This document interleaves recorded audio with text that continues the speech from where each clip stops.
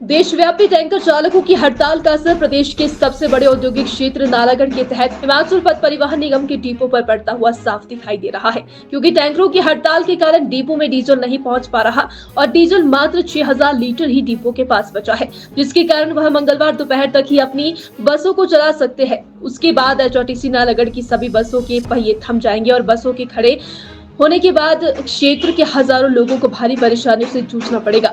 इसमें सबसे ज्यादा प्रभावित स्कूल कॉलेज के बच्चे होंगे, क्योंकि उन्होंने रोज सुबह HRTC की बसों के माध्यम से स्कूल को आना जाना होता है और जब बसें ही नहीं चल पाएंगी तो इन बच्चों की पढ़ाई पर बड़ा असर पड़ेगा और साथ ही ड्यूटी पर आने जाने वाले लोगों को भी आने जाने के लिए दो चार होना पड़ेगा।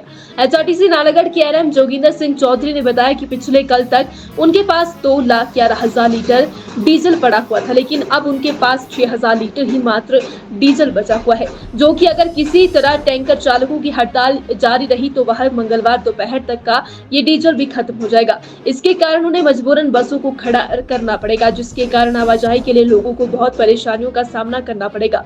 उन्होंने कहा कि इस हड़ताल के कारण स्कूली बच्चों व ड्यूटी पर आने जाने वाले लोगों को आने जाने में बड़ी कठिनाइयों का सामना करना पड़ेगा। उन्होंने कहा कि जो भी उच्च अधिकारियों के आदेश होंगे वह उनका पालन करेंगे।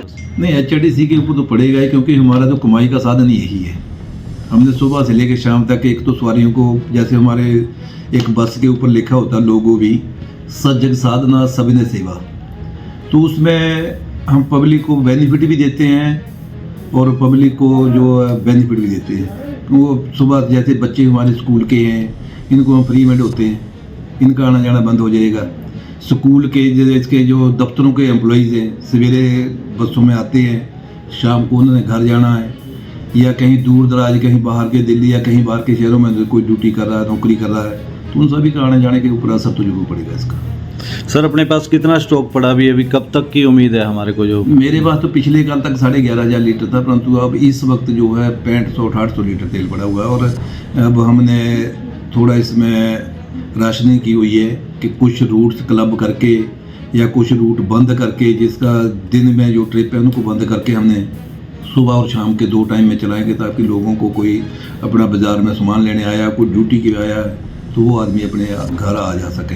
तो सर ये कितने दिन तक चलेगा ऐसे, जैसे कि आपके पास स्टॉक पड़ा? तो ये नहीं, हमारा स्टॉक तो बस कल दोपहर तक ज़्यादा सी है। अगर स्टॉक नहीं आता है अगर स्टॉक नहीं आता है तो नेचुरली हमें अपनी गाड़ियाँ खड़ी करनी पड़ेगी, और तो कोई अल्टरनेट भी नहीं है, क्योंकि प्राइवेट पंप वाले पता नहीं उनके पास तेल ख़त्म है या वो दे नहीं रहे हैं, वहाँ से हमें नेगेटिव रिस्पॉन्स आ रहा है। कुछ सरकार की तरफ से इसके बारे में कुछ? ये सरकार भी क्या करेंगी, जब टैंकर वालों ने गाड़ियाँ बंद कर दी है, तेल लाने का साधन ही कोई नहीं, तो सरकार और भी क्या करेगी इसमें। बाकी हेड ऑफ की जो डायरेक्शन नालागढ़ से रिपोर्टर श्वेता की रिपोर्ट।